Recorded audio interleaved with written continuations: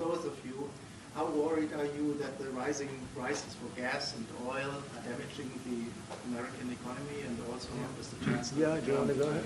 Yeah, sure. This is, of course, damaging our economies. This is true for the oil prices, and this is true for the gas prices as well. So that's the reason why we all hope that this war will come to an end as soon as possible, and we are hoping that the Israeli and the American army are doing the right things to bring this to an end and to have really a new government in place who is coming back to peace and freedom. Yeah. Something had to be done.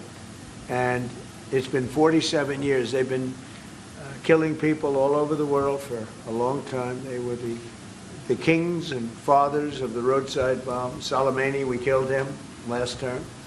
If we didn't, I think it might be a different story today. They would have been much stronger and smarter than they are. But they did the roadside bombs. 95% of the people lost their legs, arms, had their face wiped out, just wiped out. I've seen some young people that it's so sad to watch. And that was almost all, 95% comes from Iran and with Soleimani. Soleimani loved his favorite weapon. He loved the roadside bomb.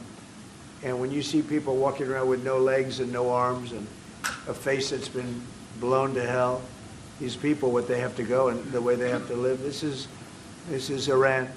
When you look at the barracks, the famous barracks, when you look at the hostages, when you look at a lot of hostages, when you look at all of the problems, they were really a purveyor of terror all over the world for many, many years. And it's something that had to be done, something. And I believe that if we didn't, because I see where Congress, you know, if I didn't do this, guys like Schumer, who are losers, the Democrats, they're losers. That's why they're not here. Guys like Schumer would say, well, you should have done this. In other words, if I did it, it's no good. If I didn't do it, they would have said the opposite, that you should have done this. But most people feel, I'll tell you what, I have never had more compliments on something I did.